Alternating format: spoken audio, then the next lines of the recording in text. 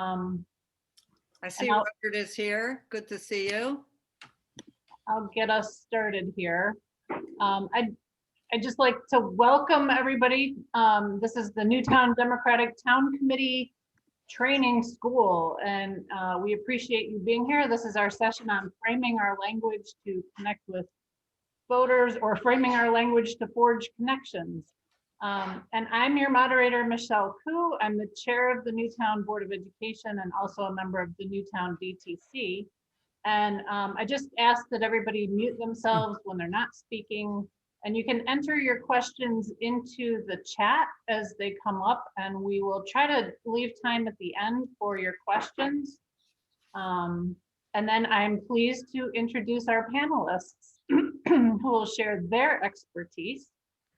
So Janet Epstein was raised as an ardent Democratic activist. She is a social worker, retired from teaching hospitals in New York, Indiana, Scotland, and Israel. She has a long-standing investment in interpersonal communication and applied social research. And John Gerard is a technical research professional with 3 decades of corporate strategic consulting experience around the world. His work continually underscored the importance of human factors in making major decisions. And the 2016 election galvanized John and Janet into political activism through Prevail Blue, which is affiliated with Indivisible. And Prevail Blue was founded because of the recognized need for clear and compelling communications to drive more blue votes. And with that, I will turn it over to John and Janet. Thank you for being here with us and sharing your expertise. Thank you, Michelle. That was a lovely introduction. And as some of you know, our purpose from the beginning was to say it's not just about resistance, it's about figuring out how to reach people.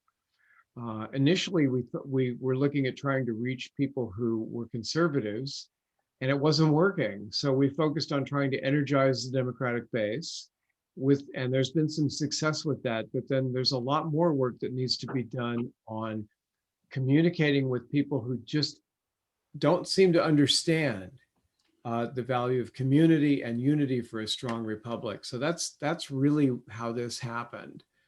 Now, can everyone see the welcome screen that says framing our language to forge connections?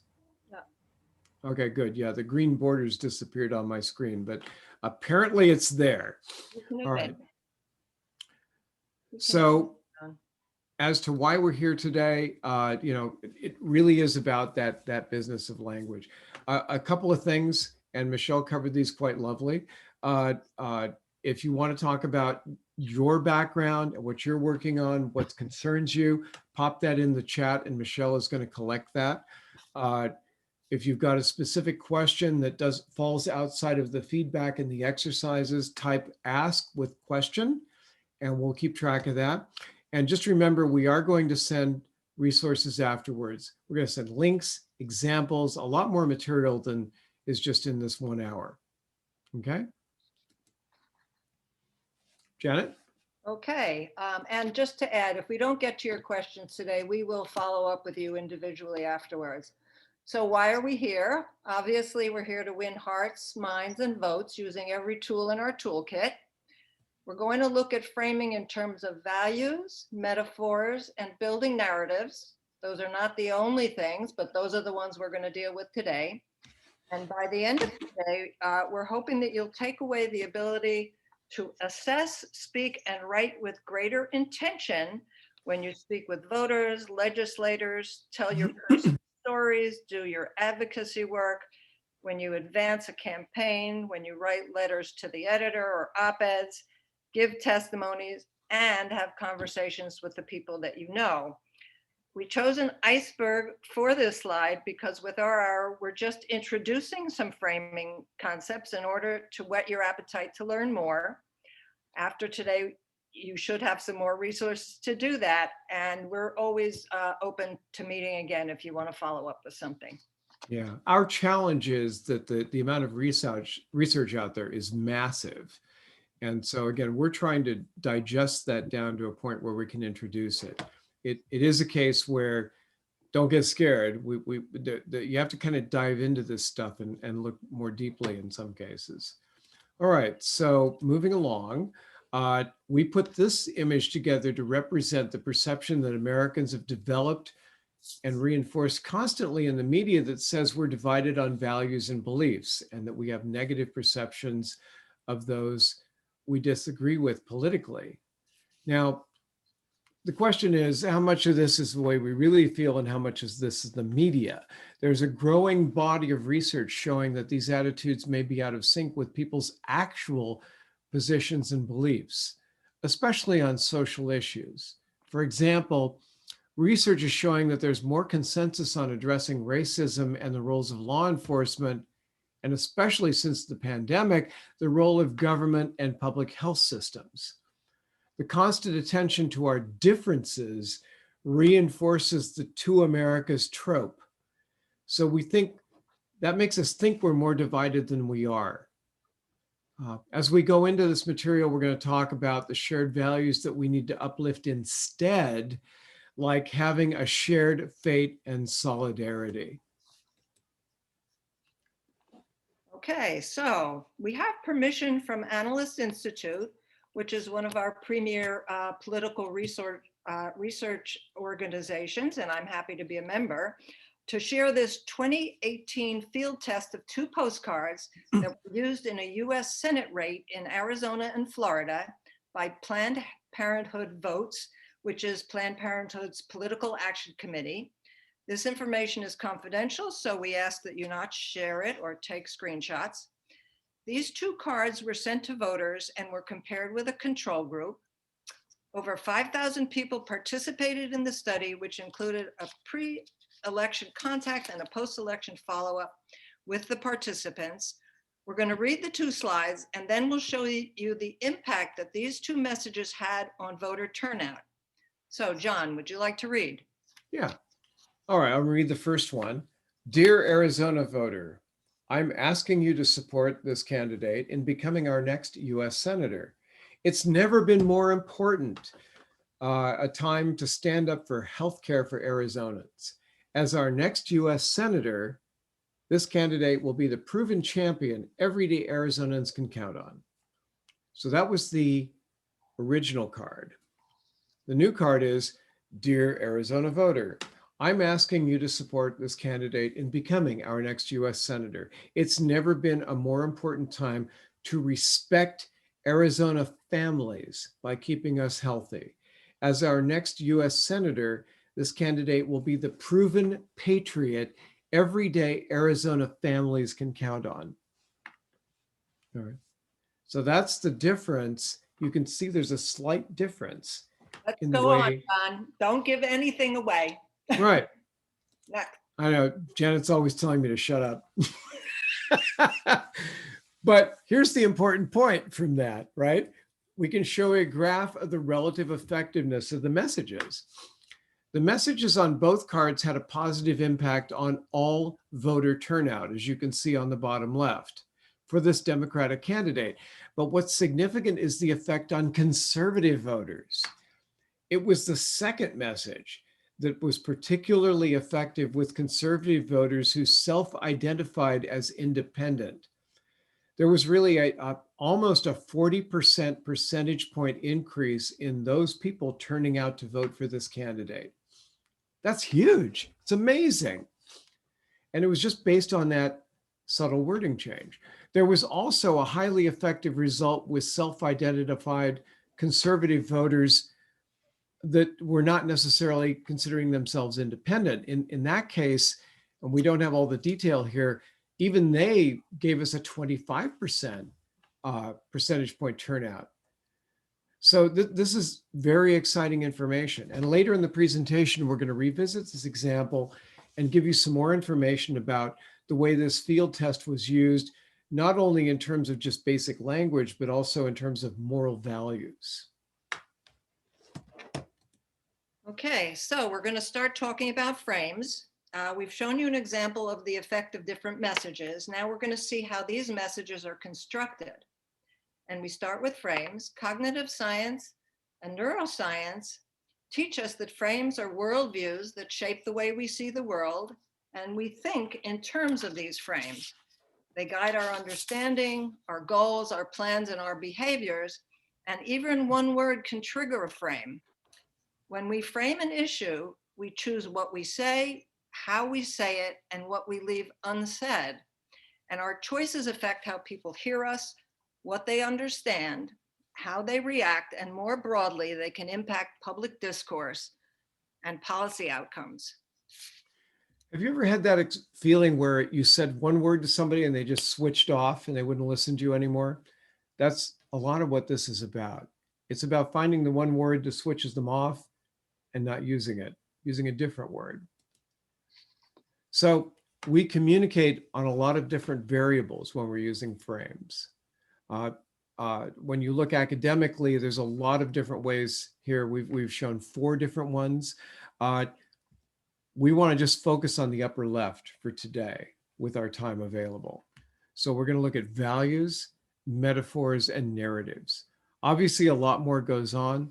The significance of who's giving the message, the visuals and images we associate with the frames, the use of numbers, and et cetera. And again, we're happy to delve into this more deeply with you in a later session when we're not just doing a basic introduction.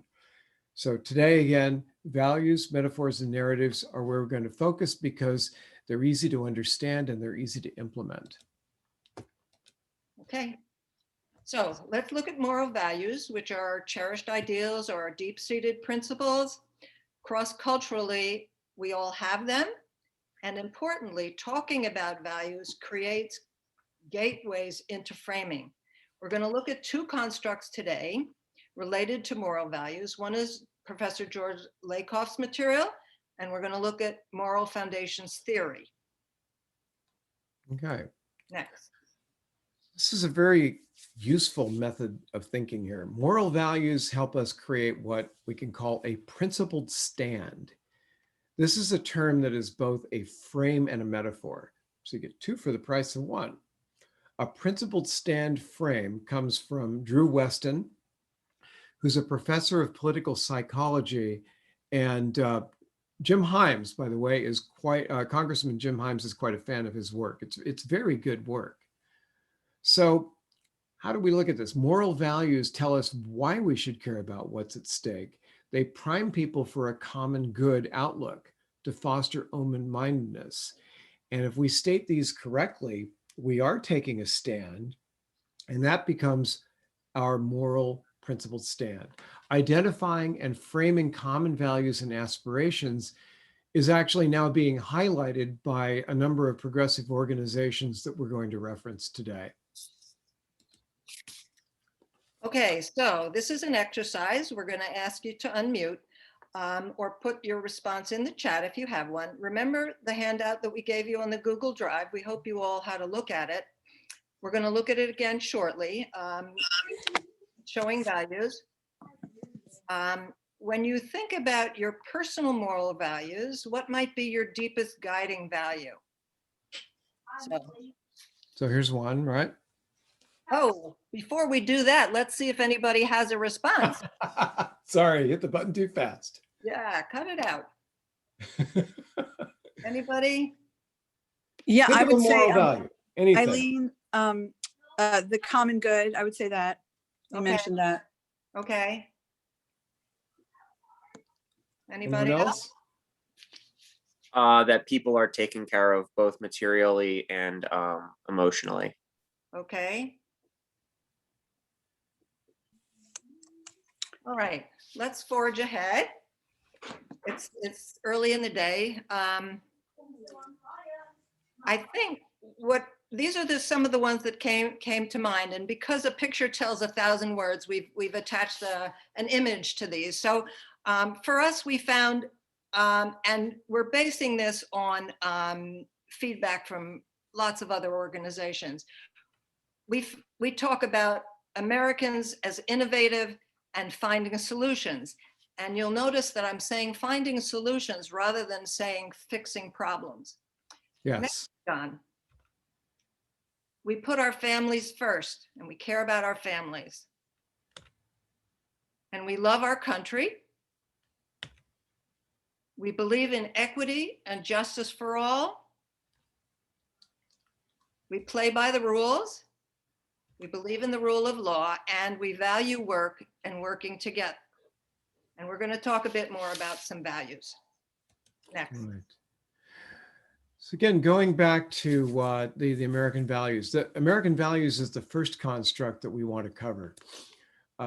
Referring back to George Lakoff, the professor and cognitive scientist and linguist and philosopher, has written extensively about the differences between liberal and conservative values based on differing worldviews. He refers to the nurturant worldview, which is more liberal and inclusive, versus the strict father worldview, which is more exclusive and conservative. Some of you may be familiar with his work. We have a small group. Just wave your hand if you're familiar with George Lakoff's work. If you're not, it's fabulous stuff, and you need to read his book called The All-New Don't Think of an Elephant. Okay. We've noted that some of the different values on the left and the right are quite polarized here. Fairness as equality versus fairness as a proportionality. In other words, what's the difference between believing we all merit resources equally versus the claim that those who work hard deserve more than those who do not? That's the conservative perspective. Liberals are more oriented to caring across the board, whereas conservatives are more oriented to do duty, with caring focused within local communities. Okay. We put together some common core values drawn from various sources. Professor Lakoff's work, the Center for the Analysis of the Radical Right, ASO Communications, Frameworks Institute, and others. Why are these common core values so important? Emphasizing what we share, what we aspire to, and what brings us together, especially when the media bombards us with stories of discord and conflict, is one way to counter fatalism and curb polarization. Common values also help us reach the broadest audience, especially those Lakoff calls biconceptuals, people who are conservative on some issues and liberal on others. In electioneering terms, these might be the persuadables who we particularly want to hear us and to act on our messages. And generally speaking, we will not be chasing those in the foxhole. All right, now I'm going to build the center now. And again, the idea is these are the language constructs that can reach both sides. All right. We will give this handout in the post materials. We also gave it in the pre-webinar. It's okay that some of these values are aspirational. You'll notice that we referred to many of these values in the previous exercise. There's a couple we didn't mention in the previous one, which is our shared faith, the golden rule, land of opportunity, but obviously it wouldn't be hard to put those together. All right. Again, when you go to create messages around an issue, a candidate, anything to do with promoting our platform, if you go to the middle, you're going to be able to get people on both sides to listen to you. That's the important point here. Well, and the other important point is finding the right value to match your objective, and we'll talk about that a bit later too. Yeah. Okay. And specifically, Now, the values will change depending on the issue involved. But ultimately, that focus on common values is where you got to go. Okay, time for another exercise. Can I ask a question? Yes, please. Quick one. Is there a leader today that you think does this well? well, Go ahead, Janet.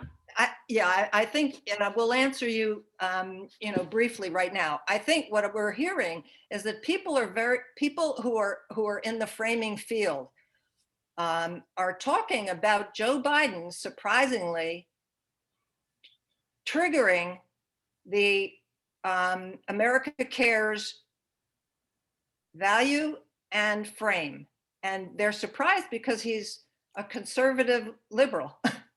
But that's a quick answer, and we can talk about this more later. I think we need, Yeah. Thank you. Thanks. I'll just interject also. If you go back and look at some of Pete Buttigieg's messaging, Pete talked about freedom to do things rather than freedom from things. the conservative view is, well, we want freedom from regulation. We want freedom from being forced to do things and whatever.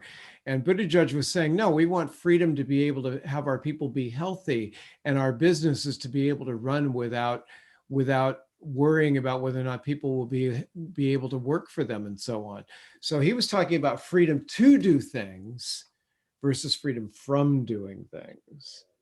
And so it can be very subtle, if you see what I mean. Okay. So an exercise here, we're going to go into this. Give me a moment to move down into the exercise. These are excerpts taken from the Poor People's Campaign and the Everyone Counts Project. Now I'm going to just put the first one up here. We are rooted in a moral analysis based on our deepest religious and constitutional values that demand justice for all. Moral revival is necessary to save the heart and soul of our democracy. So really the question here is, what values do you hear? Is there something in here that takes a moral principled stand that resonates with you? And I'm happy to hear your comments right now. Go ahead and unmute. So I don't know if this is necessarily a moral stand, but they used a lot of, I don't want to say pretentious, but they used like big words and they phrased things using, like this wasn't like a fourth grade reading level sort of excerpt. That was my, like, I don't think of moral analysis on constitutional values. Like those sound like big words to me. I think everyone understands what they mean, but I feel like there were simpler ways to phrase it. And I don't know if the not simple phrasing was intentional or not. Right. We're not leading you to any particular inclusion. We're just trying to get you to be sensitive to this. Oh, okay. So thank you. That's excellent. And I agree, this does talk down a little bit. But again, context is important. If you're dealing with people that are highly conservative and intellectual, this might actually be the way that you reach them. What we hear here is justice for all, democracy built on equity. But as you say, it's said in rather high level language. Okay. Well, thank you. Can I jump in? Yeah. One thing I take away is moral revival is necessary to save the heart and soul, which sounds like we're in a really dire state. Yeah. And we need to reform or change something. So like you say, I'd love to know a little more context. And we'll get back to this. We're going to come back to this. Yeah. And revival doesn't say, revival is more about rebirth. It's not so much about you're broken and you're damaged. So yes, we are damaged, right? But again, it's an interesting choice of words. Here's another one. Most of us believe everyone counts no matter our race, accent, or zip code. This year has tested us like no other. Our health, our livelihoods, our humanity. Through it all, we've counted on one another to make a better future. How about this one? I think I heard Joe Biden say that in one of his speeches. This is from the Everyone Counts Project. Yep. But it's this type of language is appearing in a lot of places. Yeah. And what we hear is we all matter. We are independent. We have a shared fate. Interdependent. Yeah. Okay. And that's pretty much bottom line, right? You're gonna feel that those really do apply. I think shared fate is personally, that's something I want to see more emphasized. Anyway, let's move along. So may I ask a question, John? Certainly, go right ahead. Would you go back to that? Yeah. So if when the competition or the opponent, I guess the opponent puts something out that's based on these, is our job or what we should do is to identify sort of those root factors that are coming out and then sort of turn it around with slightly different messaging so that we're resonating on the same moral values or the same basic framing elements?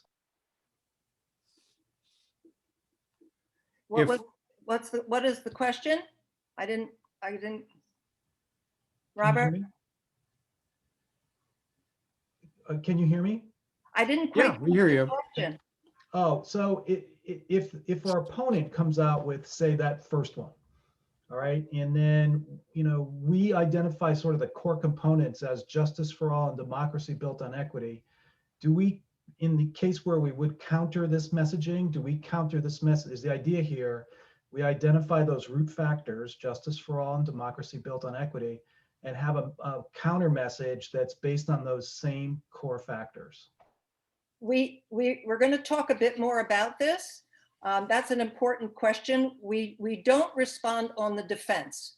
So we're going to talk about how we always lead with our core values and not in a reactive mode. And if we, as we go through this, hopefully we'll come back and look at some examples of what that looks Yeah. like. Okay, thanks. Okay. Speaking very tactically, rather than try and oppose this or argue with it, if your opponent agrees with this, then you should thank them and then amplify the accomplishments that you have made in this direction. Because in a lot of cases, they can't do it. Here in Shelton, Jason Perillo puts out all these wonderful messages about helping seniors get their vaccinations. But at the same time, he's putting out really nasty stuff on other issues. And he tells lies, So you don't focus on the lies and the opposition, you focus on what you're doing better for this. Anyway, here we go. Let's go on to moral foundations theory. Okay, this is our second construct. It was created by a group of social and cultural psychologists to understand why morality varies so much across cultures, yet still shows many similarities and recurrent themes. We introduced this because these concepts align with George Lakoff's values construct. They've been used a lot in political psychology and political research, and they have a practical application to creating our messages. According to moral foundations theory, our moral concerns fall into 5 conceptual domains, and each has a positive and negative aspect. And liberals and conservatives prioritize these concepts differently. Yeah, I think this is where it gets a little more helpful for that. So let's look at the 5 moral concepts or foundations. And each of these has a positive and negative aspect, as Janet was saying. So the first one is on the left, we've got care versus harm, dealing with the concern for suffering of others. We have fairness versus cheating, the idea of being fair when working together.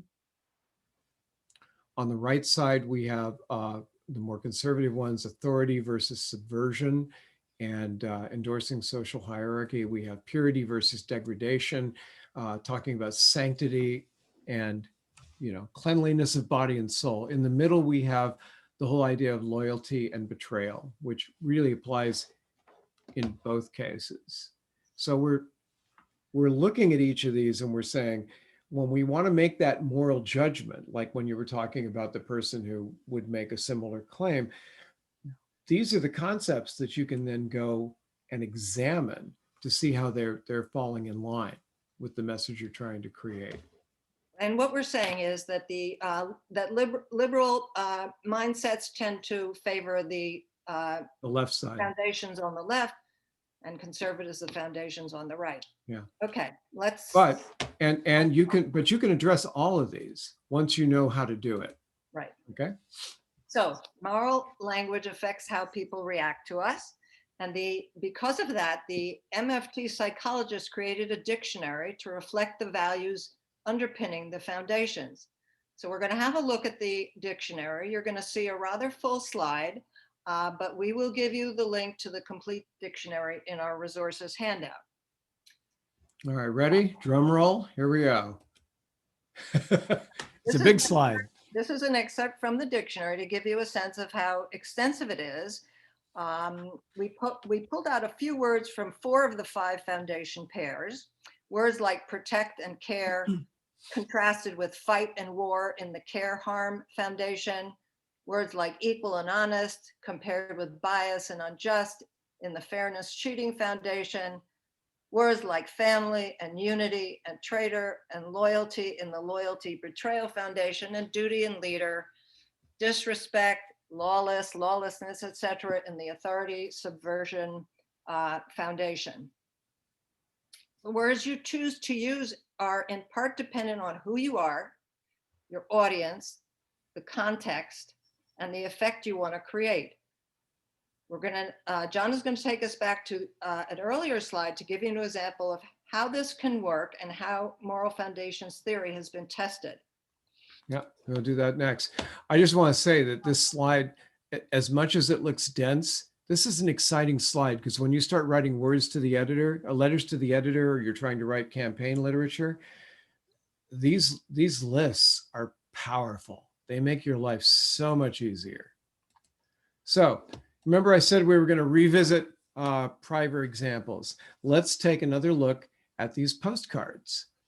And this time around, I'd like you to come off mute, and anything you'd like to suggest now that we've talked about progressive language and moral foundations, what is it you see in here that really cues you?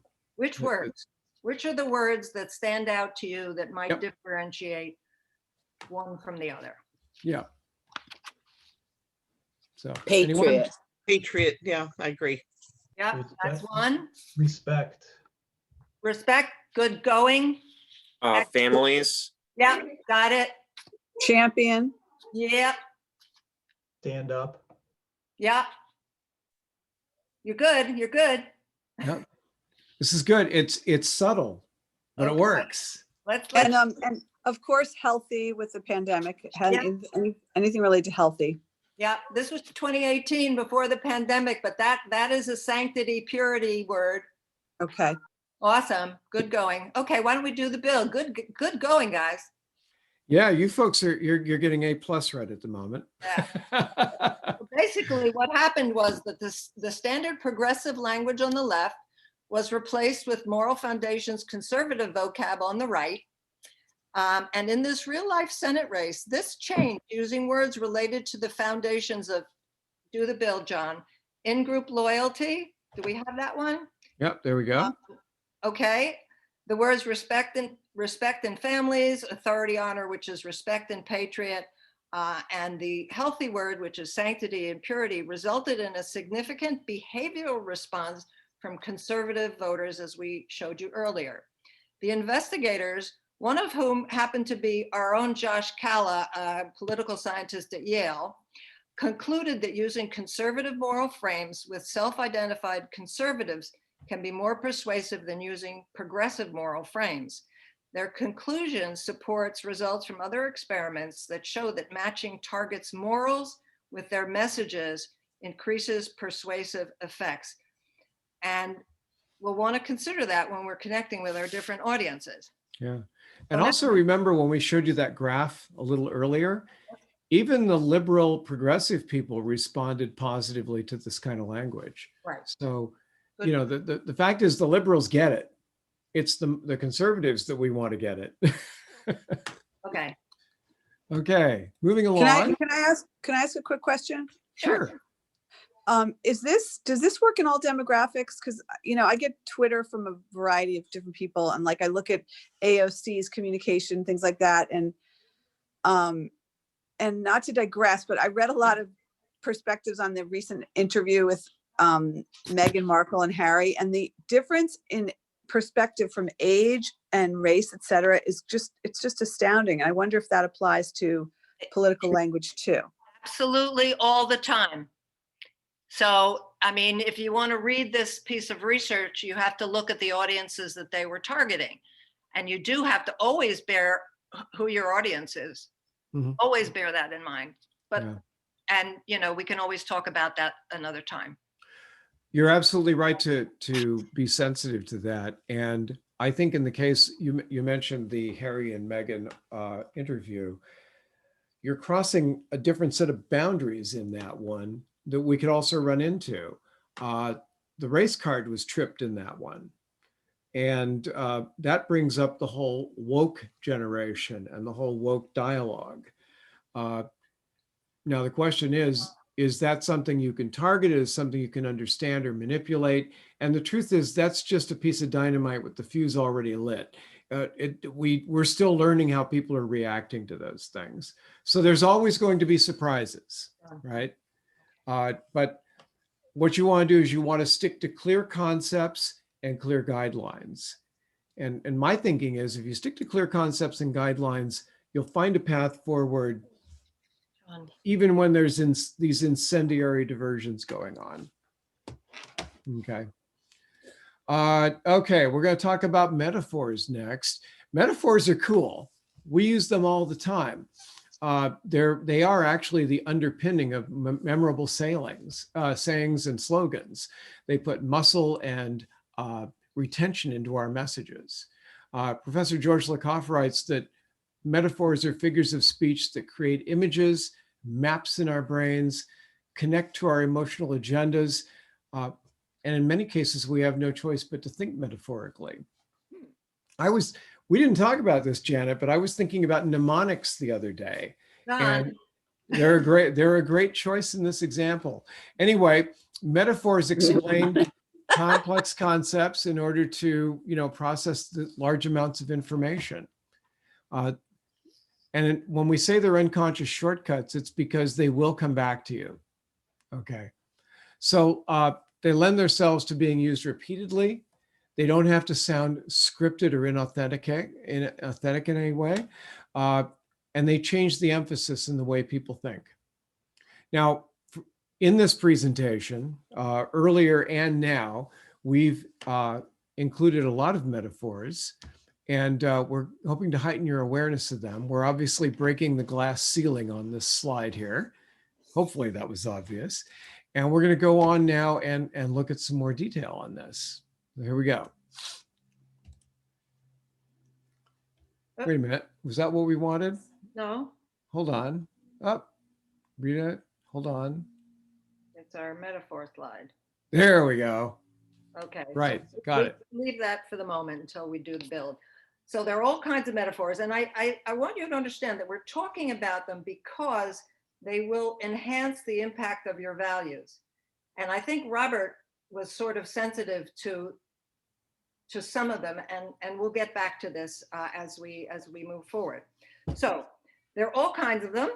They are the subject is intricate and nuanced, as I learned when first wading through Lakoff and Johnson's book that is the title of this slide.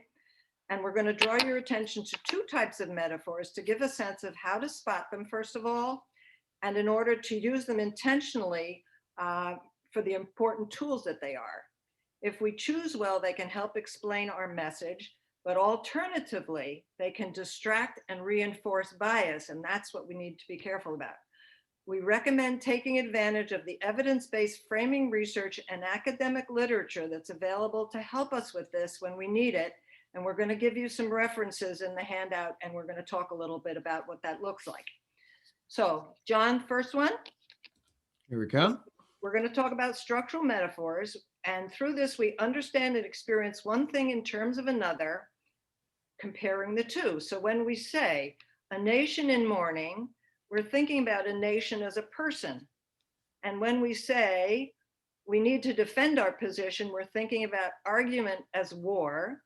And when we say those are empty threats, we're thinking about a container metaphor. Now, knowing what these phrases mean, getting a picture in our minds comes naturally without even thinking about it. And knowing some of the linguistics behind how they work personally fascinates us. And we're sharing our enthusiasm with you today to help, because they help us relate emotionally and unconsciously with people. And we use them all the time. So let's look at the next one, John. These are orientational metaphors, and we conceptualize, we organize concepts in relation to one another. So when we say we're going to shut down the government, our orientational metaphor is up, down, where up is good and down is bad. And if we say that plan is out of date, the metaphor is in and out, with out being bad and in being good. And when we say no child left behind, our metaphor is front back, front is good, behind is bad. And these are just a few examples. There's so many more and all different kinds of metaphors. We hope you get the gist of the idea. Yeah. So let's look at another example. We looked at this earlier. Okay, previous example. Looking at again now, rather than values, let's look at metaphors. Just come off mute if you'd like and suggest where you see metaphors in this. Democracy as a person in the first one. Good, good. Yep, save the heart and soul is definitely a person. Anyone else? Bueller? I don't know, maybe, I'm sorry, go ahead. Go. Okay, the year, two things. I don't know that these are metaphors, but the language is pretty visual. We are rooted in a moral analysis. Yep, that's a plant metaphor. Yes, and then the other one that stuck out to me was tested, this year has tested us like no other, as if a year is, I don't know, an inquisition, an exam, something. Yeah. Yep, good. Yeah. I just had a quick question about the rooted thing, what you kind of alluded to. So like a plant isn't a person, but you know, a moral analysis isn't physically rooting itself in the ground. So although there are person metaphors, are there also, would that also fall into this example of like animal metaphors or plant metaphors? Sure. Is that the same general thought process? Yes. Absolutely. Anything that you think people can relate to and say, ooh, I got that. We talk about being grounded all the time. So being rooted is, you know, it's the same sort of idea. We don't have an animal metaphor in here for, because there was a vegan involved in planning the metaphors, but no, I'm kidding. Hey, John.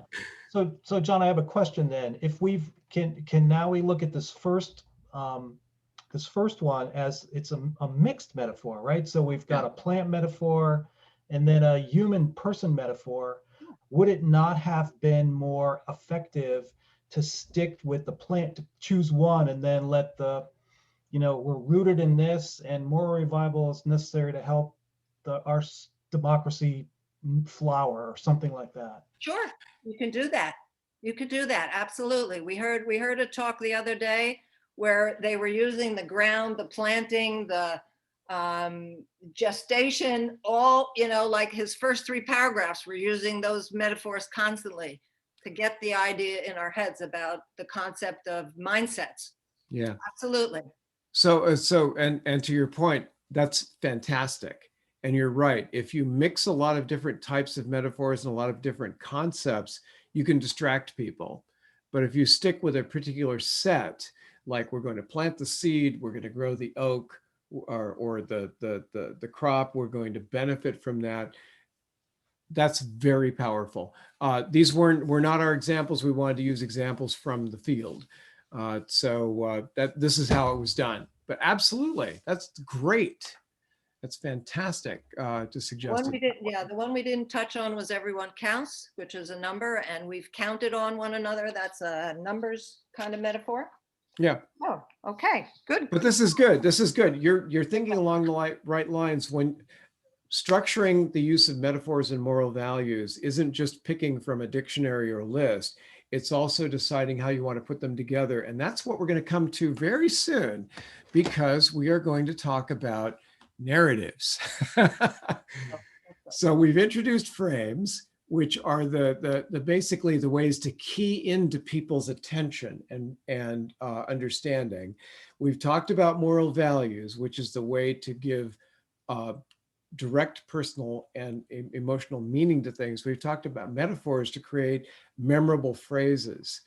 If you construct those in a story with a beginning, a middle, and an end, then that's exactly where you're going. And that's exactly what you were suggesting, Robert.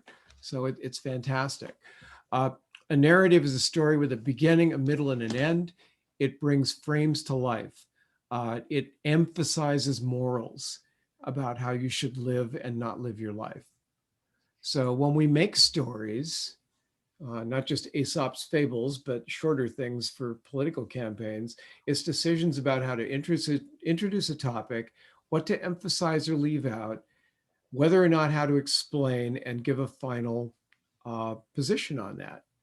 Narratives will reflect the values in our frames.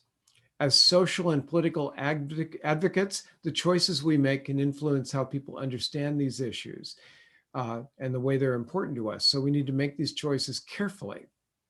Now, hold on to your hats. We have another large slide for you. It's pretty full.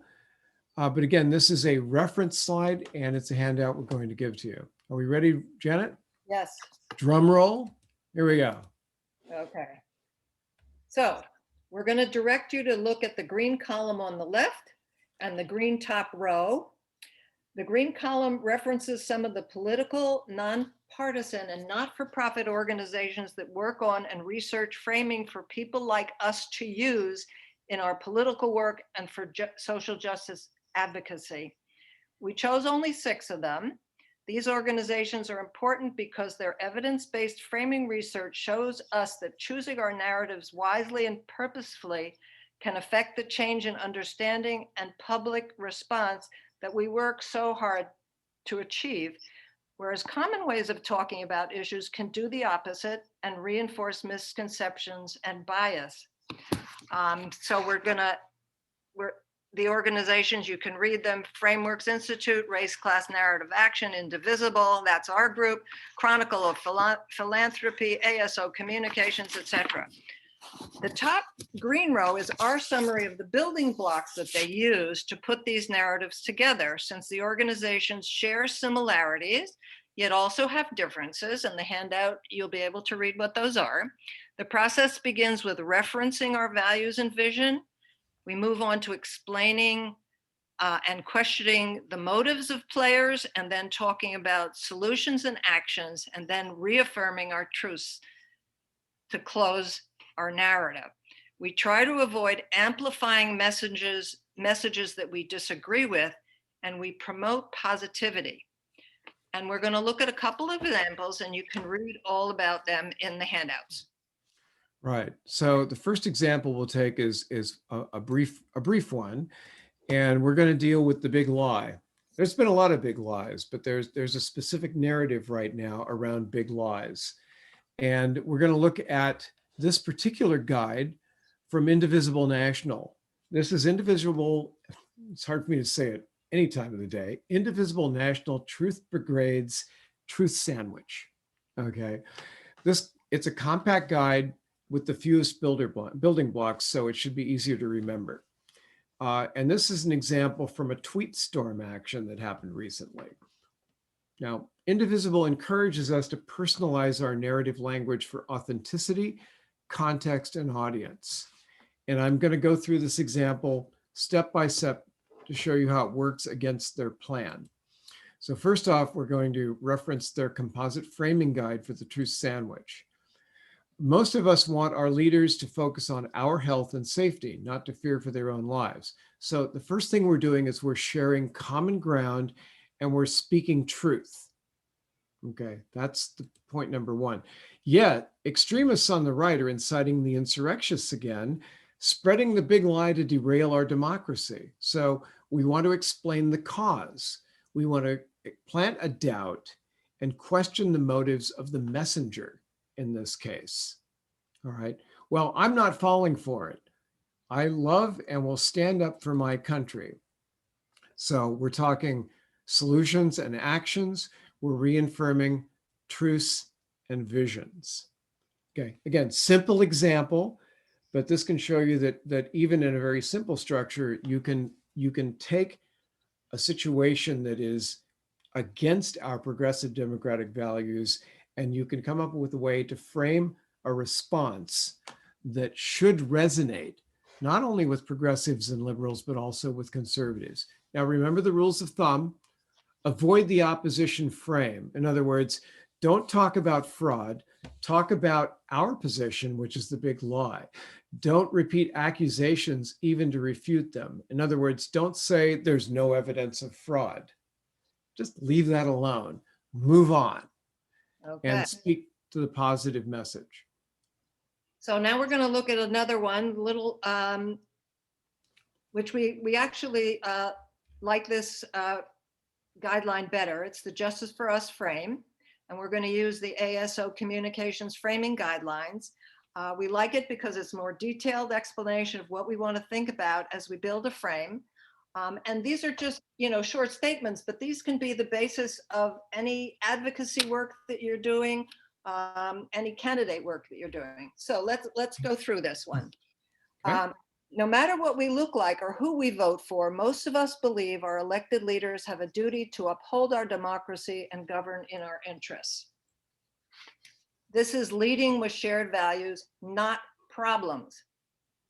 Next, any elected official who stokes violence and division and tells repeated lies to subvert our democracy is unfit to represent us. We deserve leaders who demonstrate the courage of real convictions, etc. This step is bringing in people, and we're offering clear heroes and clear villains. Next paragraph, Republicans must come together with Democrats to hold any elected leaders who have done us harm to account, affirm Joe Biden's presidency and pledge to work with him, etc. This phase is creating something good, not merely reducing something that is bad. Then we're talking about how we move forward together, assured that our leaders govern in our name and deliver what our families need, from pandemic relief to vaccine distribution. This step is, John, focusing on outcomes, not processes. And finally, together, we can make this a country where justice and liberty are for all. And this is describing what we seek and not what we oppose. So again, we're in a positive mindset. So if we wanted to tailor this or personalize it, for example, in the second paragraph, we might want to be specific rather than painting with a broad brush. We might say, instead of elected official, we might say, we might name the official, or we might say Senate Republicans, or we might say our governor. And that again depends on the context and the audience and where you're coming from. In the third paragraph, for a more moderate or conservative audience, we might write, instead of Republicans must come together with Democrats, we might say Democrats and Republicans must come together to hold any elected leaders who have done us harm to account. All right. So everyone have a good feeling now about how this works? Come up. So when you're advocating for an issue or driving a campaign, if you're writing for a publication, writing to an elected official, giving your testimony, using a personal story, or talking with people, you can think about these concepts and processes we've shared, because they'll help you open the doors to being heard and to resonate with others, and ultimately to change behavior. And I find these very helpful to organize my thinking, and I use it a lot. I wrote a letter to our police chief after the November election related to all the steins that I had stolen. And they had recently endorsed the Republican candidate. I also used it in testimony for the Connecticut Employees Healthcare Plan, also known as the public option, which is a term that I have issues with, as did George Lakoff more than 10 years ago, and various other bits of testimony that I've put together. So let's have a laugh, John. We've got a few minutes.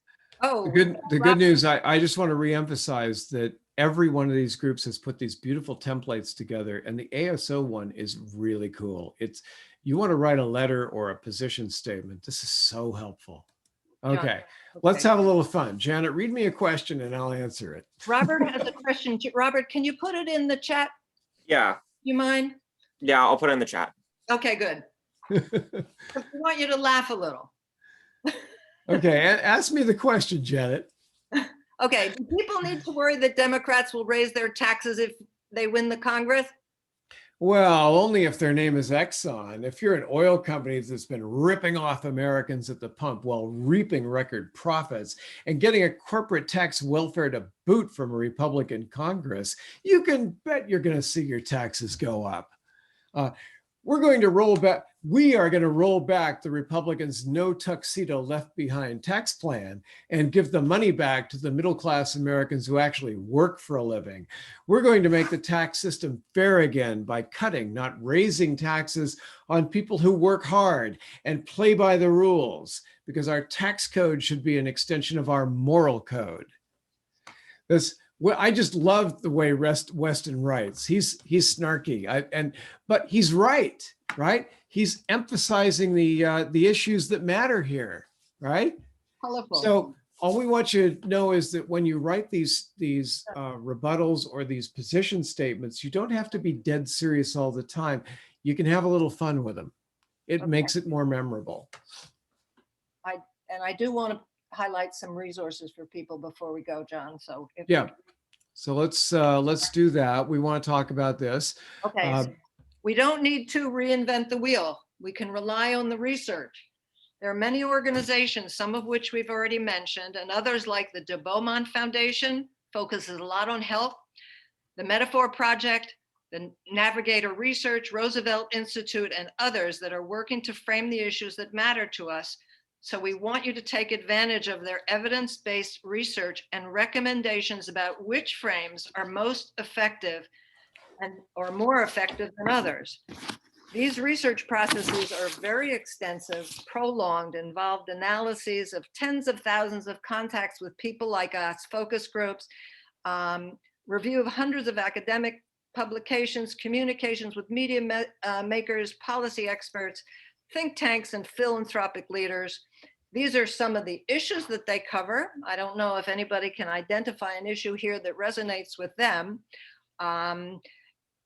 Like racial justice, COVID vaccines, healthcare, affordable housing, how to reframe that language. I keep hearing it when I'm, on webinars lately where people are not taking advantage of how we should frame the whole issue of affordable housing, talking about government, etc. And as I said, we're going to give you links to many of these organizations. Yeah, no, it's exciting because you really do not have to reinvent the wheel. Actually, Professor Stan Wagon did reinvent the wheel, but you don't have to do it. Turns out that works.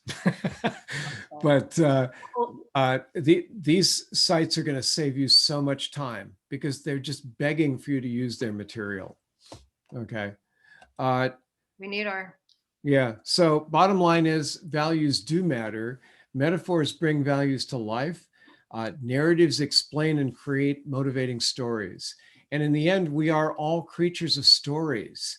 So telling a good story and invoking a moral lesson, resonating with values people can understand is really going to make the difference for you when you are trying to present a political position. Okay. And we also want to give thanks to the Frameworks Institute.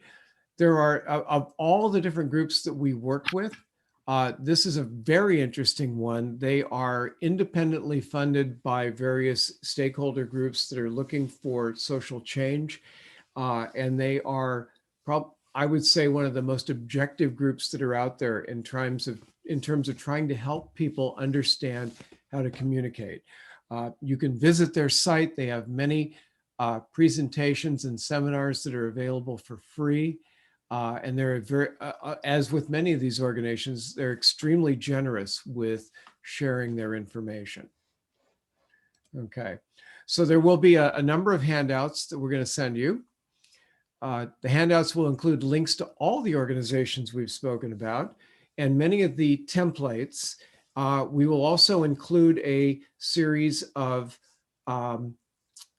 examples based on current news articles and mentions of framework and use of frameworks in contemporary news situations. So again, we're hoping that's really going to help you work on this. As a volunteer group, Prevail Blue is available to help you. Our individual members like myself and Janet will volunteer time to work with your campaigns, your DTCs and whatever, to give suggestions. And we also are willing to give this presentation again at any time to a group of your choice and your invitation to help them understand how to use these techniques. So thank you. I'm glad to have you here. Any last questions? I'm looking at Roberts, and he was asking, he was saying it mentioned Republicans and Democrat in our ASO example, I think. It also phrased it as Joe Biden's presidency. You mentioned even a single word could cause a frame. Were those phrased that way intentionally? They were intentional at that particular time. And you asked the question, are there times when using a term like Republican or Democrat or Joe Biden would be helpful or versus not helpful? And the answer is yes. There are times when it is and it isn't, and it depends on the context. And we'd have to know, John had a slide right early on about the 4 quadrants of frames and the elements of frames. We're just talking about values, metaphors, and narratives today. We weren't talking about order and numbers and messengers and context and examples and explanatory chains and tone and visuals and focusing on solutions. So it's, there's a lot to learn. But some of the core material we gave you today, certainly I find that personally useful. We're not about to talk about mindset changes like marriage equality. Most of our work is fairly short-term and focused, but all those, every word that you use is important to think about. And you can test it. You can even just do your own focus groups. I keep telling my local DTC, if we want to write a postcard, we go back to the research, we see what that says, and then we test it for our local community. Are those words and is that language resonating here? And that's really important, Jen. We have to mention that again. Test these things. Don't take all the budget that you've collected at the beginning of a campaign or an issue effort and buy a bunch of postcards based on a message or a point of view that may have been appropriate at that point, but probably wasn't fully tested and reviewed. Give yourself room to experiment and learn from feedback, because things do change over time. We know that I've got a whole body of research that I collected on the effectiveness of different social media that was written by the Pew Research Group and Brandcoms and other people back in 2019 and 2018. And guess what?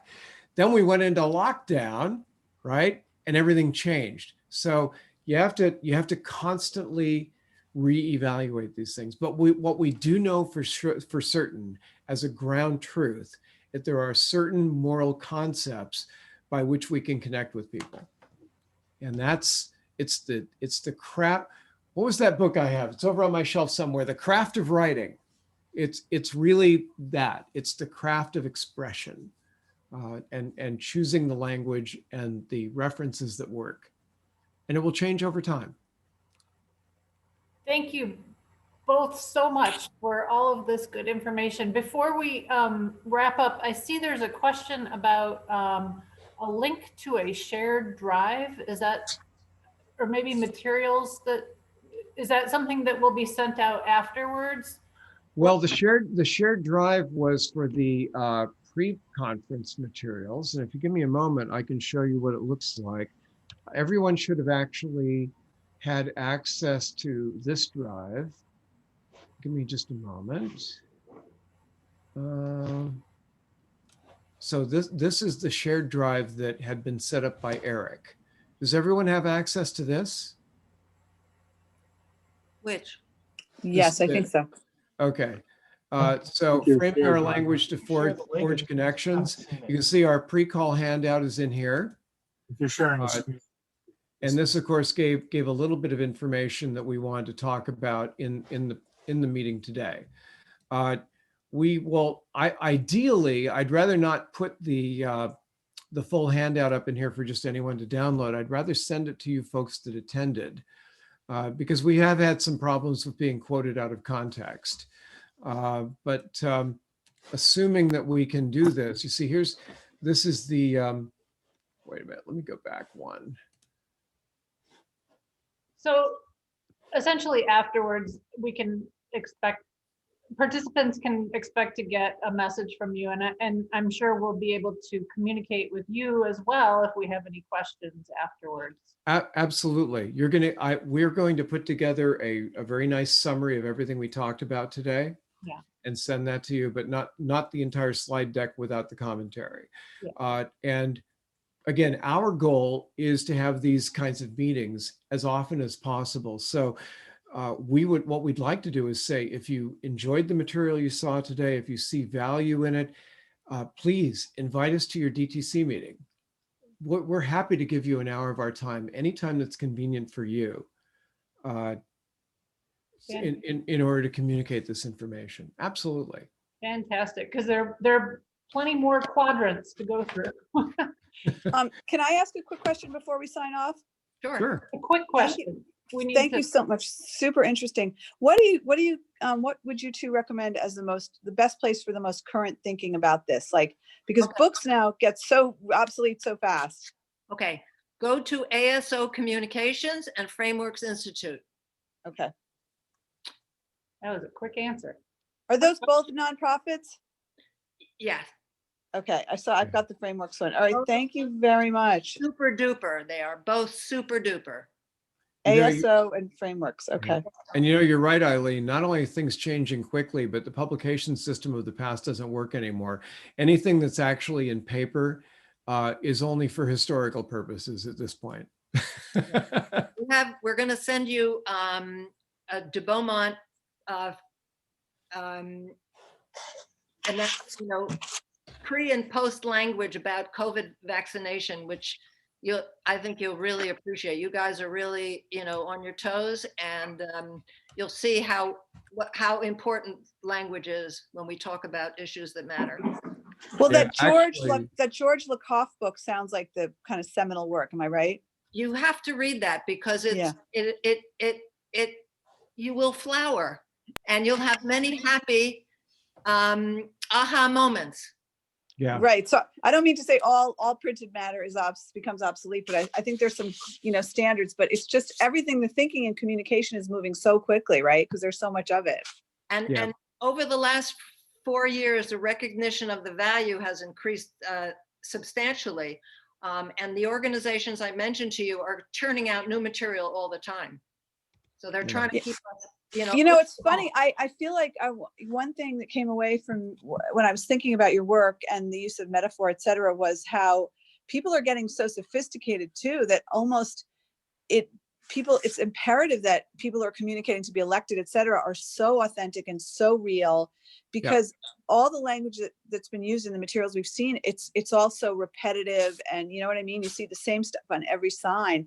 And if somebody, like you mentioned, Pete Buttigieg, pops, like he's in a relationship, he seems to be so authentic. And I think that's his appeal. And I think with the same thing with AOC and Stacey Abrams, Stacey.